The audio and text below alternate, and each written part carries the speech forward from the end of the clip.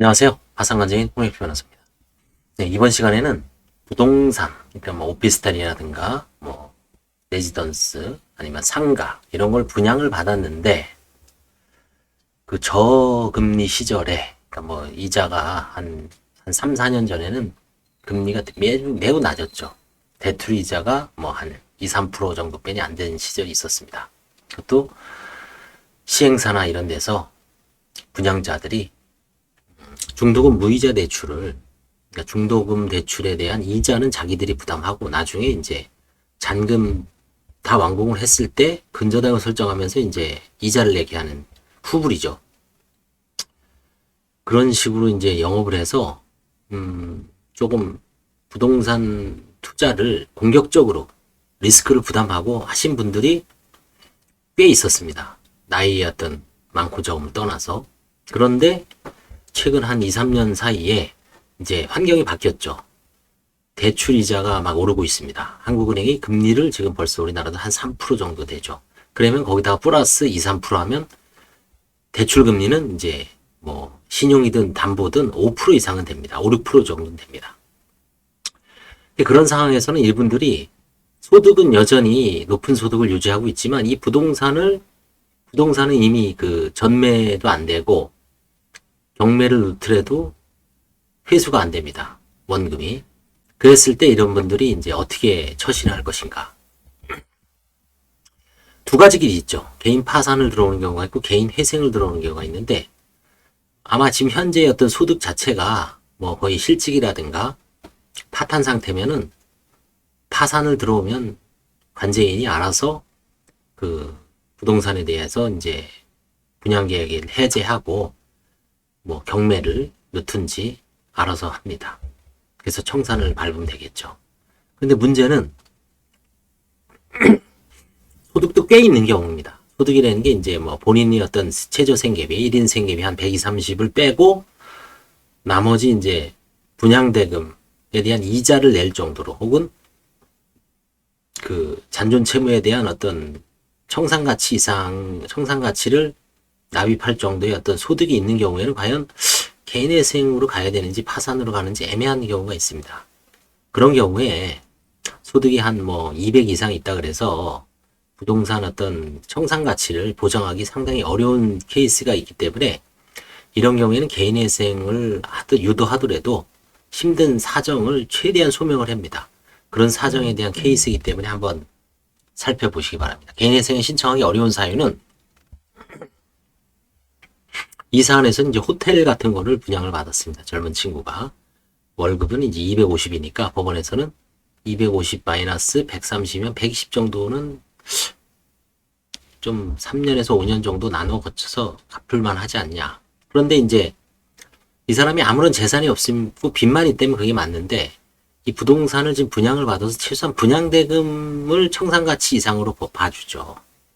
그랬을 때 과연 개인회생을 통한 채무의 변제는 현재 채무자가 가지고 있는 청산가치 재산액을 상회하는 금액을 3에서 5년 정도 기간에 걸쳐 나누어 변제를 하는 것이죠. 그러나 신청인은 현재 경제적 파탄이 원인이 된 오피스텔 분양계약의 수분양제의 지위를 가지고 있어 채무액에 상응하는 오피스텔 소유권을 이전받은 권리가 있죠.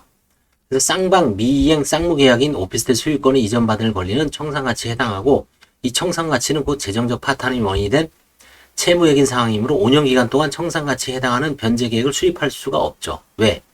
250이든 300이든 급여를 받아서 최저생계비 120을 빼고 180을 60개월을 갚는다 쳐도 1억 800배니 안 됩니다. 180 곱하기 60개월 하면 616, 6판에 48. 1억 800만 원 빼니 안 되는데 부동산 그 분양받은 청산가치는 3억 이상 돼요. 3억 정도 됩니다. 그러면 청산가치 1억 800을 변제를 해서 지금 현재 부동산 분양가치인 3억 이상을 변제할 수가 없죠. 변제계획을 수립할 수가 원천적으로 불가능합니다. 너무 과도한 분양을 받아서. 신청인의 소득은 월 250에 해당되고 1인 가구 중위소득 100분의 60을 곱한 가용소득은 월 134만 원입니다. 신청인이 가용소득을 5년간 변제에 사용하더라도 청산가치에 해당하는 금액을 변제할 수 없죠. 그 다음에 쌍방 미행 쌍무계약과 개인회생제도. 채무자회생에 관한 법률은 일반회생 절차, 파산 절차, 개인회생 절차에 관한 규정을 하고 있고 파산에 직면한 채무자와 관련된 쌍방 미행 쌍무계약을 해제 또는 해제할 수 있도록 하여 재정적 파탄을 해소할 수 있는 규정을 두고 있습니다. 119조하고 121조, 335조. 그러나 위 쌍방 미행 쌍무계약 해제 또는 해제에 관한 규정은 일반 회생 절차와 파산 절차에만 규정되어 있어 개인회생 절차에서는 채무자는 쌍방 미행 쌍무계약을 해제 또는 해제할 수 없어. 재정적 파탄의 유일한 원인이 쌍방 미행 쌍무계약. 이제 전형적인 게 부동산을 분양권을 받은 경우입니다. 분양을 받은 경우. 이런 경우에는 채무자는 재정적 파탄 상태를 적극적으로 자기 입장에서 해소할 수 있는 없습니다. 그냥 이미 그 분양자, 분양회사와 시행사와 임의적으로 사정을 해서 벗어나는 수밖에 없습니다. 임대차 계약을 아니죠. 분양 계약을 해지하고 물려달라. 근데 걔네들이 그럴 리가 없죠. 거의 안 해줍니다. 그래서 이런 두 가지 원인이 있기 때문에 이 두 가지 원인을 해서 이 법률적으로는 이 지금 이 조항 있죠. 일반회생 절차, 파산 절차, 개인회생 절차에 관해서 개인회생 절차에서 미행 쌍무 계약을 해제할 수 있는 규정을 두고 있지 않은 점을 잘 역설하면 법원에서 비록 소득이 있더라도 왜 개인회생으로 안 가고 개인 파산으로 들어왔는지에 대한 어떤 소명이 될 수 있습니다. 이건 이제 처음에 보정이 나와서 개인회생이 이제 개시가 됐습니다. 개인회생이 개시가 된 게 아니라 파산 선고가 됐습니다. 파산 선고가 되면 관세인은 이제 미행 쌍무 계약에 대해서 해제를 하겠죠. 분양회사에. 분양회사는 해제를 하면 이제 그 채권은 자기네들 위약금 내지 손해배상, 그동안 이제 이자 내준 거 이런 걸 청구하겠죠. 그럼 그거를 파산 채권으로 놓고 그 분양 목적물은 다시 이제 원상회복이 되죠. 분양회사께 대해서 내가 이제 관세인 처분 권한이 없게 됩니다. 그럼 채무자는 이제 급여에 해당하는 부분에 대해서는 이제 뭐 관세인이 일부 환가를 할 여지도 있지만 그건 화해계약의 형태로 하는 거고 지금 현재 파산 선고 당시 가진 재산은 다 해소가 되는 거죠. 환가할 재산은 없죠.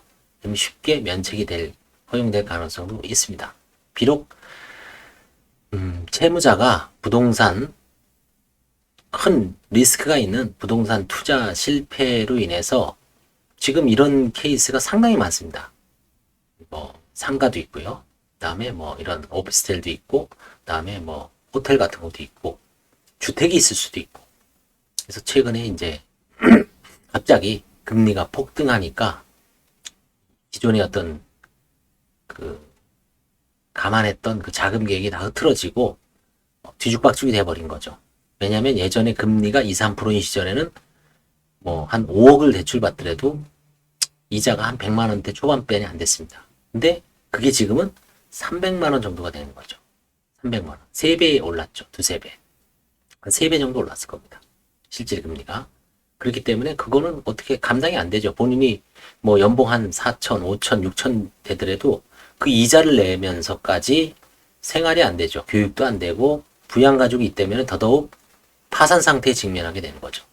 부양가족이 뭐 애들이 둘만, 미성년자 자녀가 둘만 있고 배우자는 맞벌이를 하더라도 본인이 한 300만 원 정도 벌더라도 이자가 300 나간다. 그러면 안 되죠. 그런 경우에는 파산이 허용될 여지도 있습니다. 청산 가치를 도저히 보장해 줄 수가 없죠. 그래서 그런 점을 참조해서 부동산 투자 혹은 투기 실패로 인한 경우에는 개인 파산으로 직접 다이렉트로 갈 수 있는 여지는 결국은 청산 가치를 보장해 줄 수 없다는 점을 잘 역설하면 개인 파산이 허용될 여지도 있다는 것을 잘 알아두시기 바랍니다. 감사합니다.